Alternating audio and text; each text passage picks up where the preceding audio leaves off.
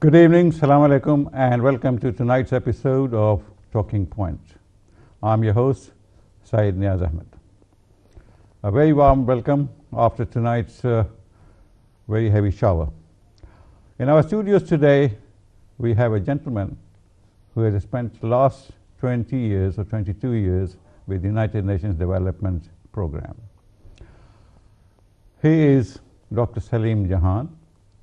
He attended Dhaka University, then he became professor and director of the economic unit.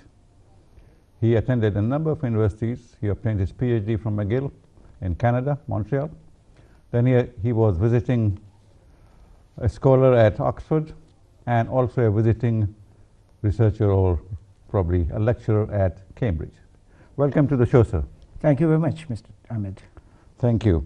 What brings you to London? A couple of things. You mentioned Oxford. There are certain work that needs to be done at Oxford. So I spent about 2 weeks in Oxford doing some research as well as giving some lectures.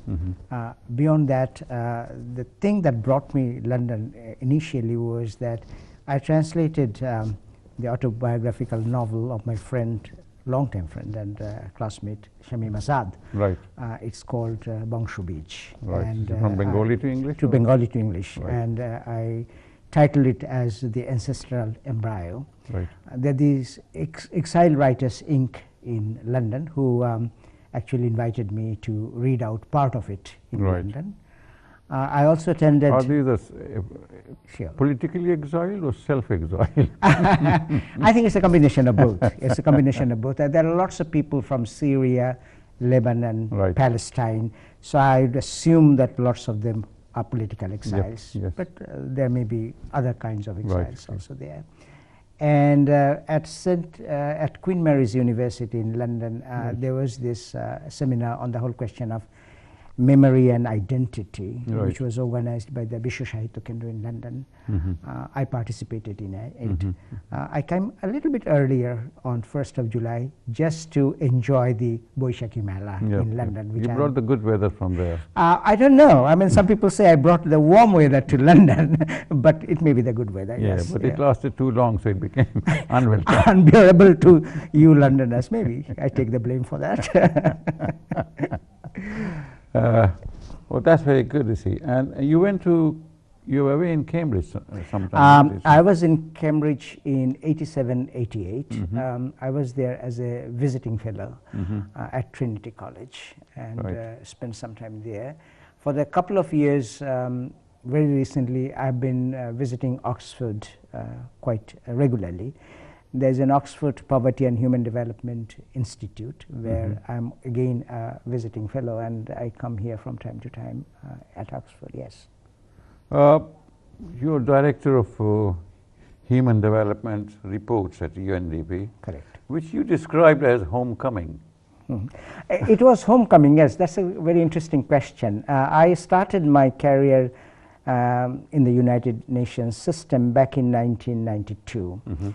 And at that point in time, this Human Development Report was spearheaded by late Dr. Mahbubul Haq from Pakistan, as well as its intellectual guru was Nobel laureate Professor Amartya Sen. So I joined there as a policy advisor, and I worked there for 9 years on 9 human development reports. I co-authored the reports with them. And then I moved on to the poverty division to head that division for about a decade. So in 2014, I came back and replaced Dr. Richard Jolly, Sir Richard Jolly, who used to lead that work. And as in a way, it was a kind of I was recycled. And the path was complete, and that's why I refer to it as kind of a homecoming to the human development. Right, but recycling, they say once is not enough, so things have to be used again and again. Of course, when it comes to talent, it must be used. That I don't know. Over and over again. Well, in your personal present position, you are the leading UNDP's work on poverty and inequality, inclusive growth, inclusive globalization, and the Millennium Development, MDG. It's a long list, isn't it? Yes. He also oversees Yeah, the International Policy Center on Intensive Growth in Brasilia. that's correct, yes. And his present work is employment for poverty reduction and economic governance. That's correct.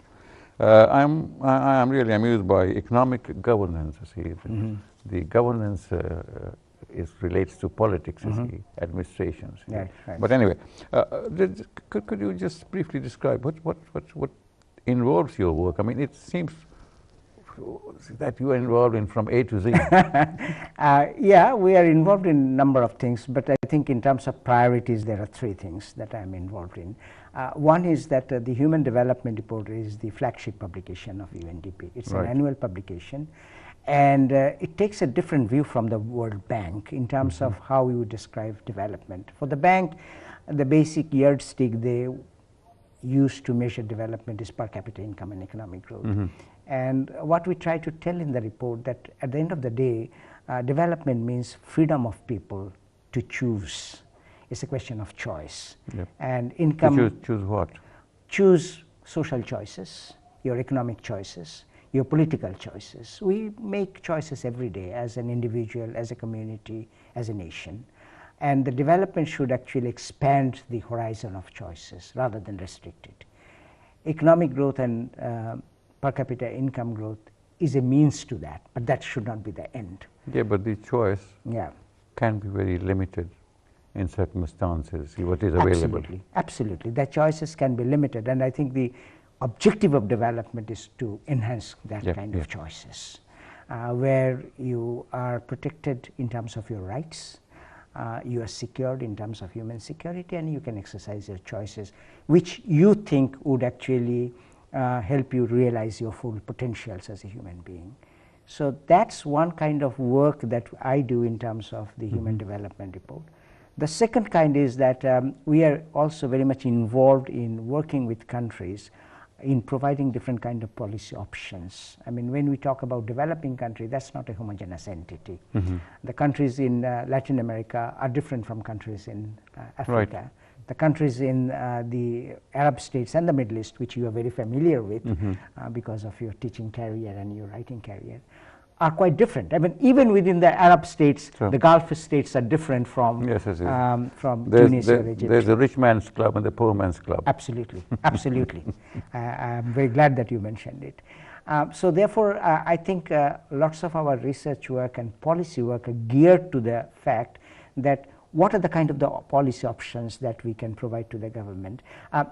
And I want to distinguish it from policy prescription or policy dictation. We don't dictate or we don't prescribe, but we try to provide the options. Yes. And it's up to the sovereign government of any country to choose, I mean, for the elected representatives to do that. But you do provide the background that in the circumstances that they have, the prevalent circumstances in that country, in that situation, this will be good for them? Yeah, we can say that, well, there are two things here. One is that when you talk about policies, you also don't talk about policies in vacuum. You also try to highlight through case studies, through examples, which policies have worked in which country and under what circumstances. Right. And you try to bring that kind of evidence to the government. You bring evidence in terms of data, in terms of information. You bring evidence in terms of success stories. And I'm very particular in bringing out the failure stories also. Right. I mean, people often say the best case studies, but I always say that you can learn from the worst case studies, which did not work, and why not. So that's, I think, the second kind of work that I am involved in. And the third and the final one is that you mentioned the International Policy Center in Brasilia. We also have policy centers in other places. And I oversee the work of the policy centers, basically to bring the good examples around the world, how to disseminate it through different platforms, because sometimes there are good examples on the ground which may not be well known. And I think for a development organization and global development organization like UNDP, it is quite important to provide that platform where people can learn from each other. You have a lot of, your presence is everywhere, UNDP. I mean, I've come across UNDP personnel in the Middle East, during my travels in Africa, and everywhere. See, even in Bangladesh, in Asia, South Asia, you have people everywhere. See, but what are they doing there? I mean, I know that you're making policies and you are trying to find the best way to develop things in those countries. But what are they doing there? I think the basic function they do in different countries, in different contexts, is to act as a development partner to the country. Development is too big a challenge to be left to one actor. The government themselves may not be able to address all the issues. We know that we often highlight the work of the NGOs, but we also know that NGOs are no substitute for government. And for the international organizations, in our view, particularly from the UN side, is that we go there as a development partner. Part of the work is, of course, resources, but the UN system is not known to be very rich in terms of resources. So with the government, with their policy directives and their policy goals, we try to develop programs and then develop projects, for example. Let's say, let us take the example of Sierra Leone. Let us assume that, and it's not assumption, it's reality, that the poverty rate in Sierra Leone is 70%. So what do you do?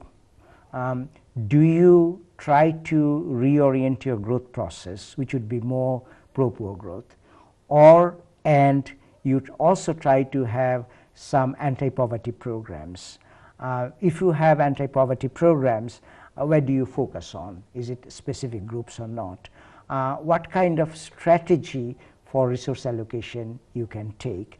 So all these things are very practical questions, down-to-earth questions. These are not research issues. I mean, you can get some insights from your research, but you have to deal with it with your sleeves rolled at the country level to develop kind of programs and projects. This is precisely the kind of the work that the different UNDP offices, and we have presence in 168 countries, they do. Now, one caveat to that, the country contexts are quite different, as I have mentioned, in different parts of the world. So even if there is poverty in, say, Chile, vis-a-vis the poverty in China, the policy options would not be the same because it's different. So I think one of the things that we are very mindful of is the Chinese might not like it. Yes, no, definitely. I mean, that's a fair observation. Not all countries are very friendly to the UN system. Not all countries would like to hear what the development partners have to say. Yes. What are the limitations? But I've been told that we have to take a break. Sure, thank you. One of those things that we can't live without. Thank you for being with us. We'll be back after this short break. Thank you.